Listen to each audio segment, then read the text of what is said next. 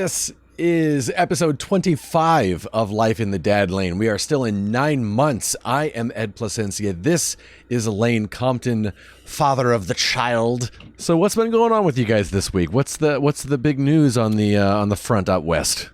I think the most exciting is the hand waving. A hello, Really? goodbye, and Getting that conscious down. of that. Oh, yes. He's made some grandparents very happy on FaceTime calls. Really? To see it. And he's kind of been getting it where he like gets his hands up and he's, oh yeah, we move our hands when this happens. But it's never been so succinctly like, oh yes, this is the goodbye. Wow. And it happened 2 times in a row on FaceTime calls with my sister and then my parents, and it was like, he did it. That's the first time he's done it. They're like, oh my god. Yeah, very exciting. Yeah. And within that, just as he was practicing in his crib doing the more, he's been in his crib just like hands up. Or even when you're sitting with him, he just goes hands up. Like, are you ahead of the game? Are we high-fiving? Is that what? Right. And my wife was looking into that, and there is something to be said for the different forms of communication that they begin to develop. Yeah. And so when that hand gesture towards something, because he may have been starting to point or, so trying to follow where the hand may be going, be like, oh yeah, the camera, yeah, there it is. That's a cat, or the bird or the dog. Even if it isn't a clear finger pointing at the thing, there is so many levels of communication beginning to happen. So that's developing, and the very clear hand wave was big excitement around here. Is he? How many people is he calling by name? 1. Yeah. It's still I'll Mom. let you guess who. No, yes. Yeah. Mama and Mom. Okay. And it is so sweet. I can't remember. I think we addressed it last week, but it's still happening when he wakes up from his nap. And if it's me getting him, the straight look to the family photos that we've put in his room, which there's a photo of my wife when she's still pregnant and myself. We did some, pre-birth photos with a photographer friend of mine. And then we have a photo that could very well have been the holiday photo. This one wasn't in front of the tree, but it was while we were all traveling. Yeah. And it's a great photo of all 3 of us. And he just looks right at it and says mama. And then I'm like, oh yeah. And I do mama and I point to him and I do dad and point to myself. And then I'm like, and then there's baby. And he lights up, just big smile, laughs and gets all giddy. And then the head swivel of like, okay, but where is she? I'm hungry. Right. Yeah. Starts. Yeah. Yeah. How is he doing? Speaking of being hungry, how is he doing with his eating while she's away? How's the bottle going? Great question. Because it was nerve-wracking the week before. This week's been good. Good. There's been, I guess, 2-3 times this past. There was a real difficult one where the amount that I had that was not frozen, because there's some that we've, it kind of gets to a point in the fridge. It's like, okay, we need to freeze this so it has a longer life. Sure. And I had, I think, only 3 ounces or barely 3 ounces of unfrozen that was in the fridge. And I made the bottle. He woke up. I think this was on an overnight. And he was gulping down, and I was like, oh no, this is almost gone. Like oh shoot, it's empty. And he stops, tries sucking more, and then it just burst into tears. It was like, oh no, this kid is still hungry. Oh Wow. God. And so ran downstairs with him in my arms and pulled a thing out of the freezer, thawed it as he's just going off and Wow. ruining my nervous system for the next couple of years. And we got it thawed. He then finished another 4 ounces and Wow. then was okay. And he stopped crying, of course, once the bottle was thawed and he was able to drink it, finish that, and then went right back to sleep. Wow. But I was just like, laying back in Wow. bed. It has been a bit of that type of week for me, I have to admit. When we got on and just checked in with each other right away, you were like, how are you? And I gave a very quick, or deep sigh, as you said, like, Yeah. oh, wow, that was a big one. And Yeah. it has been a week where my nervous system is just shot. He's kind of having trouble. He had trouble falling asleep the other night, like for an hour plus. He wouldn't go down, just screaming, crying, and I would pick him up, and he'd be okay in my arms. He'd get to that point that I thought he was asleep, and I put him down. As soon as I put him down, he goes right back to it. And my wife was working. It was just me that night, and that's, you buy the ticket, take the ride. But sometimes, Space Mountain is scary, and right. Sometimes the coaster breaks on part of the ride, and you have to sit there and just upside wait. down. Yeah, It's been a little challenging in that regard, and it's so easy. Like, even as we start this, to think of all the great things, and you ask the right questions that prompt the good things. And I almost forget that, actually, no, this week has been terribly hard. Even seeing friends that know I've had a kid. Oh my God, it must be so great. Are you just loving it? I'm like, yeah, it is. It's great. It not all the time, but I love him. It's just, I didn't, So there's been a couple tough ones. That being said, the bottle has not been the issue this week. Good. And I don't know what the other things are. I mean, we're still thinking, as we've read with some thoughts, that they do start having nightmares, and the anxiety of separation, I think, is a large part of it too. Because even in this last, like today and yesterday, when he would go down for his nap, as soon as you put him in the crib, cry. It's like, oh God, it's so hard to close the door on your kid screaming out. And then you close the door, you wait for a second, he maybe yells out one more time, and then silence.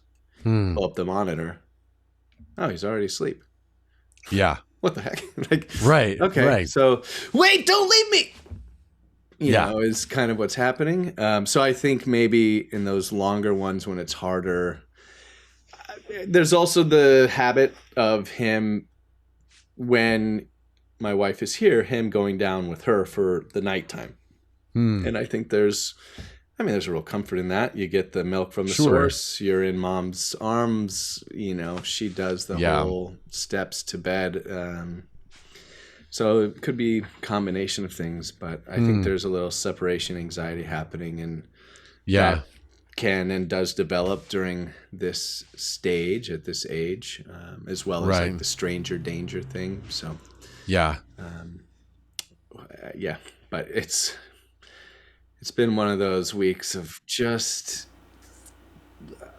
try to just breathe. It's not your job to keep him from crying. Just be there and hold him and get that frickin' bottle thawed as quick as you possibly can. Is there any part of you when he's guzzling down that bottle, not only are you worried about how much you have, but is there any part of you that's like, oh, he's going to spit up all over the place? Or does that not happen as much at this age? Oh, no, it definitely does. Really? Okay. Oh, yes. that burp is so important after feeding. If you don't get that, is when trouble most often Really? happens. Okay. And sometimes you just can't get it out of him. He gets too excited to be up and around, and oh, there's Dad, let's go play, and or whatever it is. To where he won't burp, and then you just kind of keep an eye on him because it'll happen somewhere, someplace that you don't. It's like, I think I just heard where is it? Right. Well, okay, I don't know. And that'll come up later as well in our diary section. But all right. Yeah, it's really important to get that burp. That's for sure. We've learned that. And speaking, you mentioned about how he's at the age where he could be having nightmares. As far as you can tell, and I know it's not always easy to interpret what he's thinking or his emotions or whatever, but is there anything in the house that he seems to be afraid of or creeped out by? Yeah, that's a good question. Loud sounds that he's not familiar with. Like even when the trash truck comes by, and he hears it, he looks up at you and it's like, are we doomed? What's happening? Right. Like, should we be worried? Aren't you worried, buddy? It's like, man, you hear that? I'm terrified. And when it first happened, I picked him up, I took him to the window and we watched it. Mm-hmm. And it freaked him out. And honestly, looking through his lens, those things are so violent and they are terrifying. Like, right.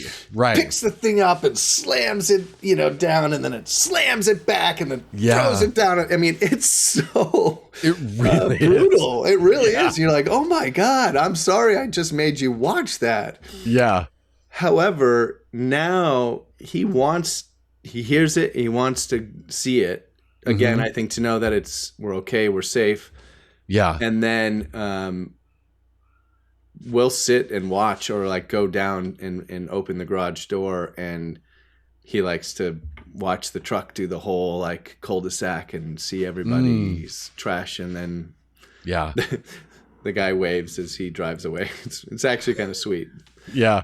Also the blender when making like a smoothie. Oh, really? It's like, what's that sound? And we go and see it, and he's getting more accustomed to that. I think that's still like I don't like that, Sure, yeah. Get me away from this thing. But as far as like places or things, no, I think he feels really almost too comfortable with everything.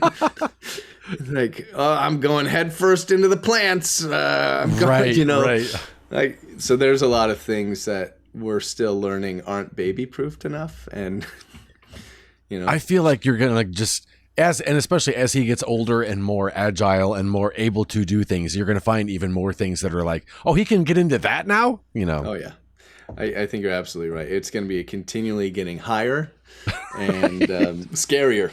Yeah.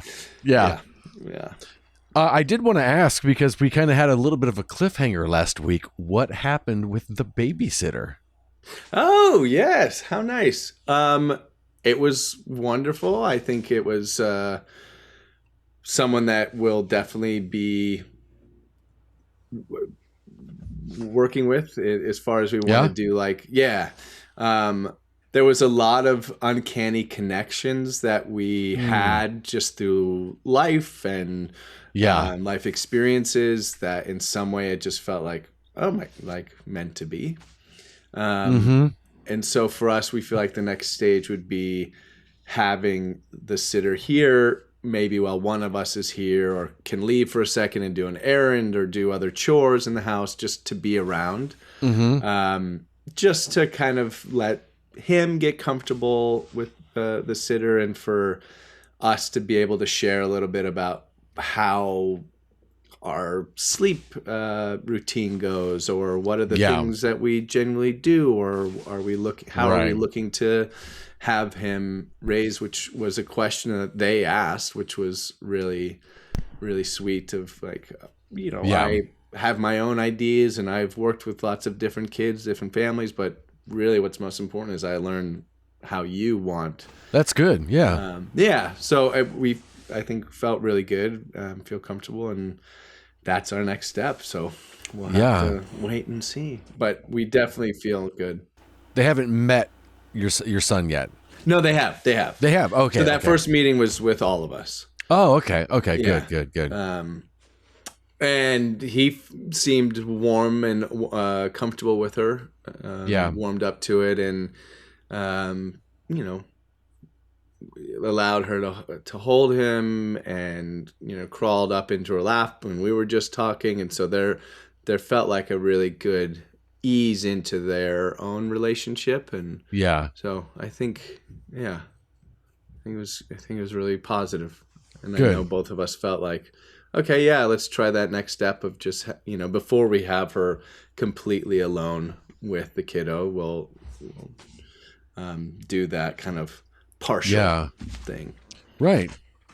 We are, as of recording, we're I don't know, maybe a few weeks away from Mother's Day.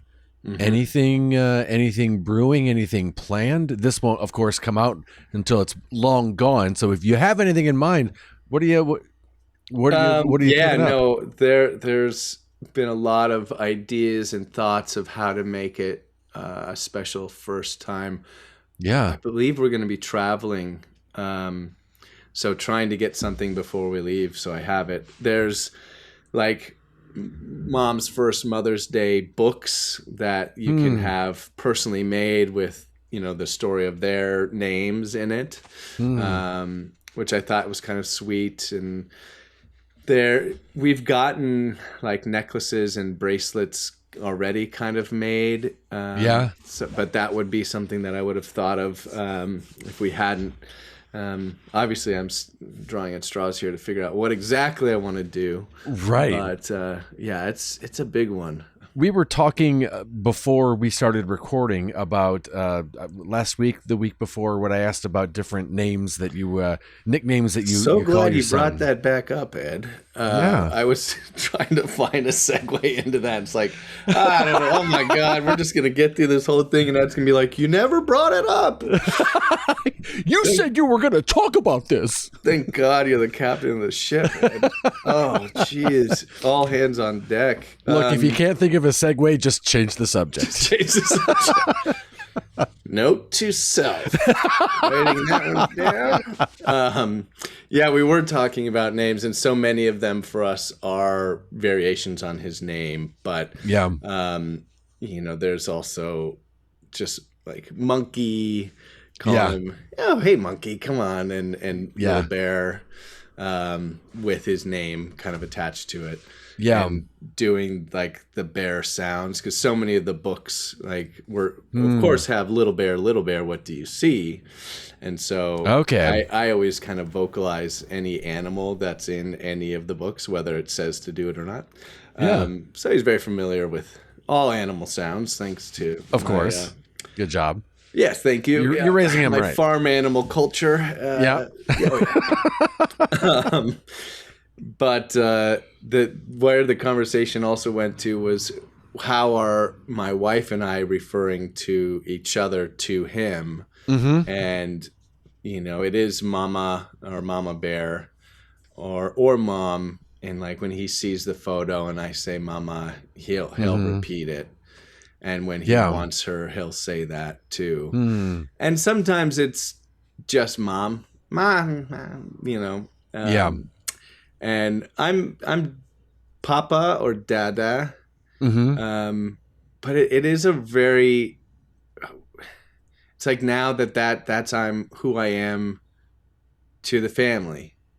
And it almost feels, my wife always kind of thought it was funny when I would call her by her name. She would like, what's wrong? Why are you using my name? Because there's a lot of like, lovey names that we have for each other anyway. But it's a like, for her to reference me as Dada or Papa, even like oh, is dad doing this? Is Papa gonna go? Did Papa do this? Or did Papa Yeah. take you on a walk today? What did you guys do? Mm-hmm. It solidifies the whole position, I guess. I don't know. It so many times, especially in the last little while, and I don't know if this has to do with the timeline of 9 months, in the sense that she developed the relationship long before I got to, in a way, for 9 months. And now, as I've had a relationship with him for 9 months, there's a different form of attachment, or even recognition of looking down at him and like, oh my God, I'm his dad. And there's been a few moments kind of gets me like that, where it's like, oh Yeah. holy, not that I didn't think it or realize it, but it's just hitting in a different way these days. And also in the like, oh God, I really don't want to mess this kid up. Right. So it's, I wondered, though, I had been thinking about that, if it has to do with the timeline, the fact that, and because I have been more or less the main caregiver for him in these 9 months, if that is why, and it's taken me that time. A friend of mine, when he first had his kids, kind of said that. He's like, of course I was going to do everything for them and wanted to be present and help, but I kind of feel guilty about this, but I don't know that I really developed true love for them until a little while, until they were a little bit older. It didn't hit me right away. And it's not that I didn't love them. Of course I did, but there was something, and I was like, oh geez, okay.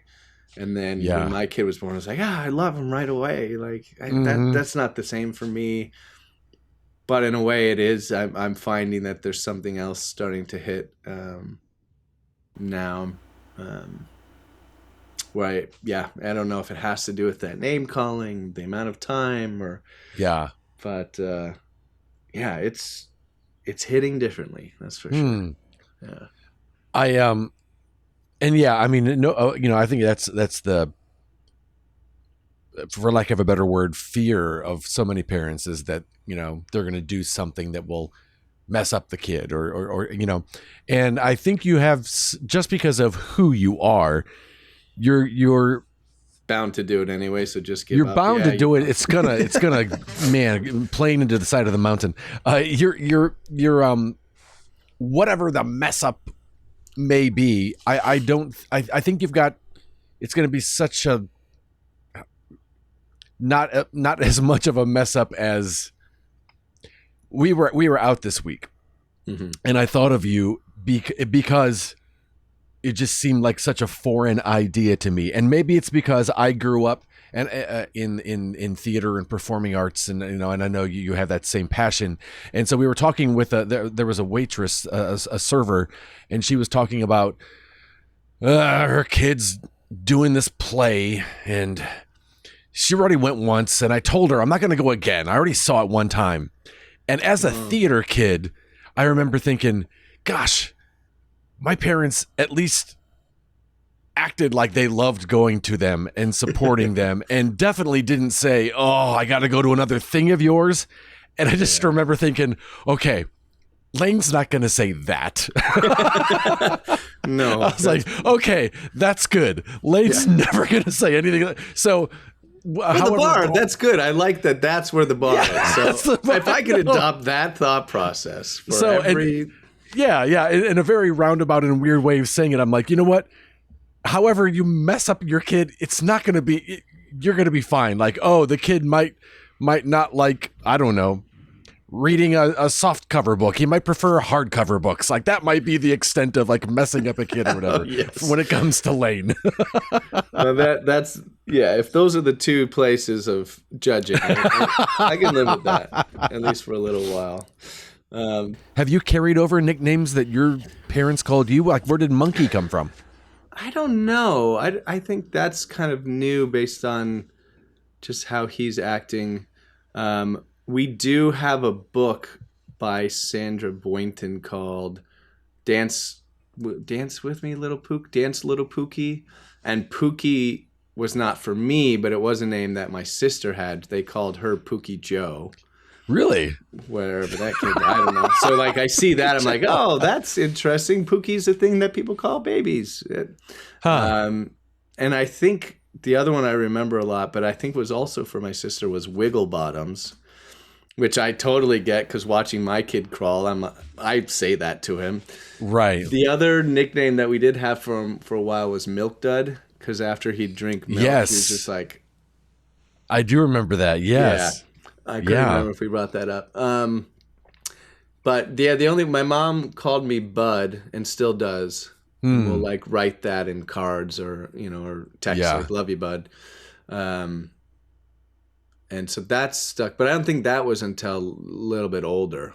I'll have to ask. I don't know. Yeah. But as far as things that he's doing now, that my parents had just recently pulled out some old home videos to look for something for my dad, I believe, but saw some old videos of me, and they're like, hey, these things you've been talking about that your kid's doing, it may be genetic. Just saying. Yeah. Like the pterodactyl screech. They were like, we didn't remember that you did that, but we've got video proof. You were a screecher. Yeah. And I thought, how funny that they don't remember it. And that, is such a part of what I was clearly doing at that time, which made me also very grateful for what we're doing now. Yeah. And then the thing where he'll pick something up and like put it against his head or rub it against his ear and then drop it behind his head. And that was something that I, in that same video, was doing. And they're like, you did that too. Really? And there's been another thing that we finally caught on camera to share with my wife's parents that she used to do as a kid, which was scrunch her nose up and go,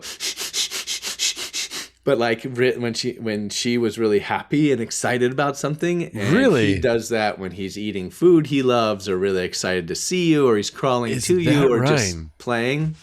Yes, I don't know if those things are actually genetic or not, but it is something that we both did that I think a lot of kids vocalize and they probably screech too, but it's interesting. It's kind of a bummer that I don't know why we stopped doing things, but like if an adult would do that, you would be like, what's going on with that guy over there? but also because it's such a genuine thing, it's kind of a shame that somehow that gets lost. Like for some reason that we grow out of it or just, but yeah, that's really cool that's the loss of innocence. Yeah. I don't know what does it happen. Yeah. That'd be an interesting thing to track. I think you should encourage him to continue doing that and we'll see what happens. Yeah, maybe that will be the big mess up. Oh, God. I'm a 40-year-old man in therapy and I can't stop doing this. Whenever I get excited and it freaks people out, I don't have any friends. It's my parents' fault. Oh. Is there anything that's hitting you differently, like a song? Is there a song that you hear now that all of a sudden it just like hits you differently now that you're a dad that you've noticed? Not musically. But I'm sure if I did hear, I guess kind of, but there's a song that I've been trying to learn that my dad used to sing that I want to be able to sing to my kid. Because we do a little song for part of the going to bed routine. Yeah. And I don't know where it came from. It was sometime when he was so upset, really young. And I just started holding him and saying, A-E-I-O-U-N-Y, U-N-Y. And it's like, it's not a song, but now that's it. And I started doing it and he would stop crying, fall asleep. And so that's part. And then the next part of it is, nothing goes together better than you and I you. And so one, I'd love to develop that into something. But I have no idea where it came from. It was just I was just going to ask, like, did your dad make that up? No.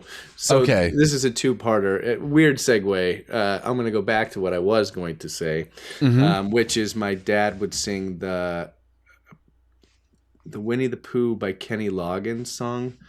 Winnie the Pooh doesn't know what to do. He's got a honey jar stuck on his nose. He I don't know that one. Me asking help and advice. Well, if you go and listen to it, you're going to hear a very different kind of version than what I'm singing. And I only know it how my dad sang it to me, which I love.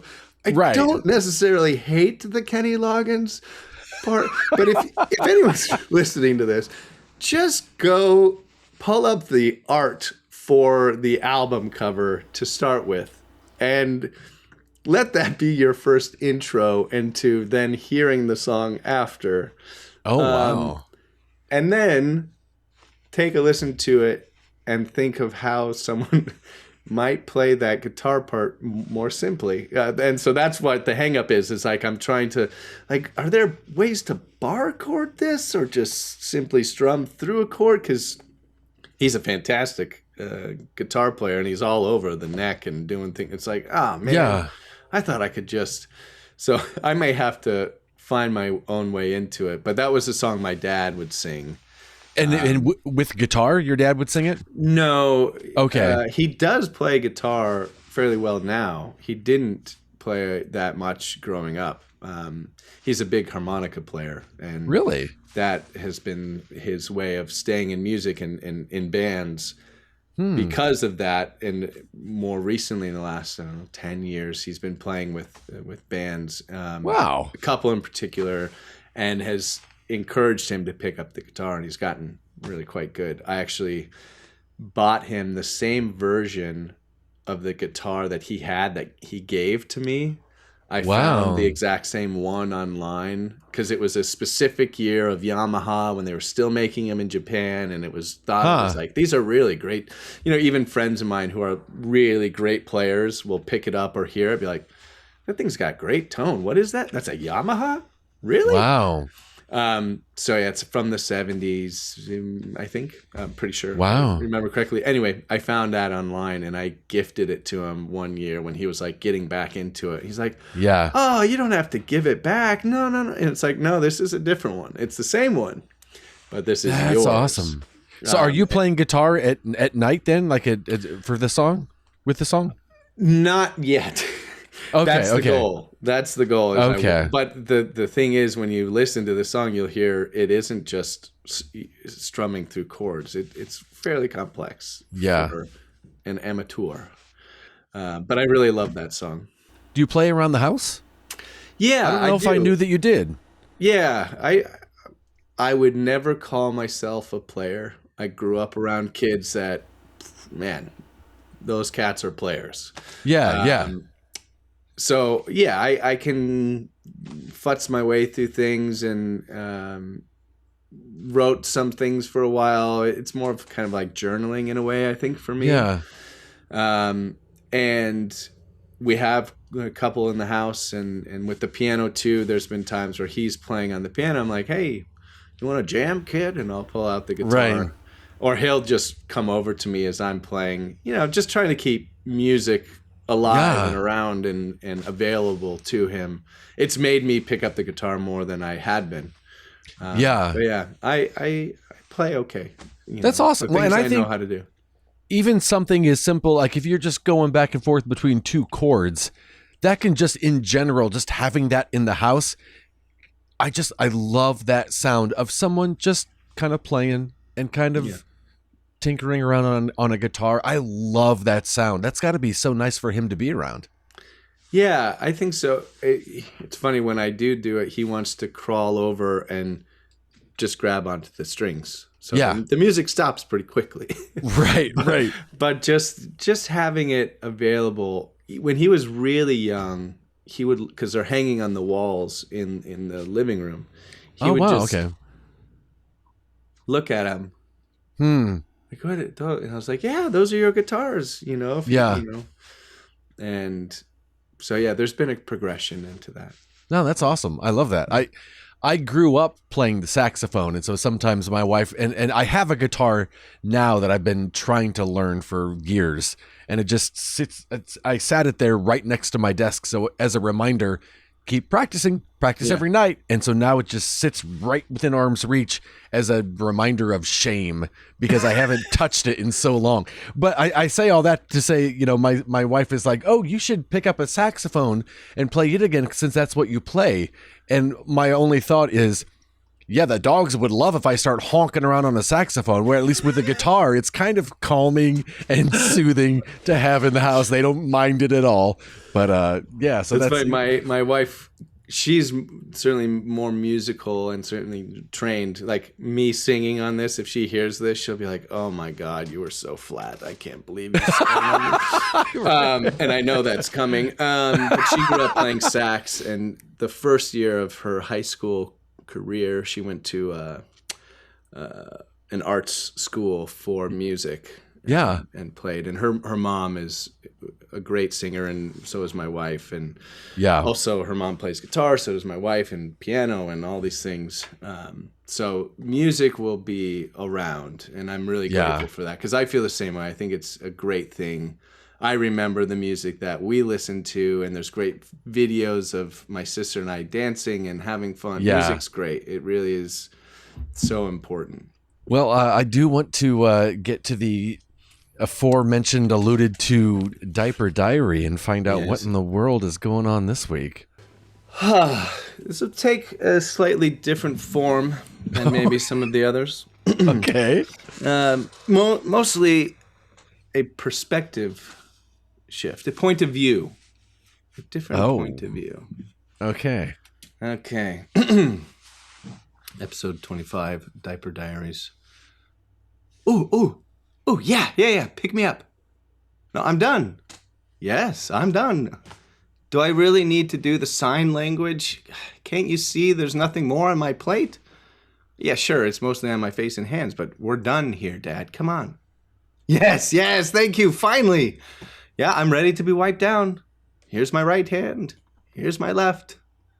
My face, please. And don't forget under the chin. Okay, great. Now back to playing. Woohoo! Let's go. Wait, no. Where are you taking me? No, not baby jail. Ah, man. I'm back in. Well, let's see what's around. Not much has changed. Oh, there's the toy box of the unwanted. Let's see if I can find any fun in there. Oh. Ew, still smells like the throw up from last time I was here. Don't they clean this place? Ugh. Ooh, nice. That coaster I took off the coffee table is still here. I can make some good noise with this, banging on the railings. That'll get his attention. Just hoist myself up, find some fresh wood railing to chew on. Oh, God, there's not... Oh, there's some. Okay.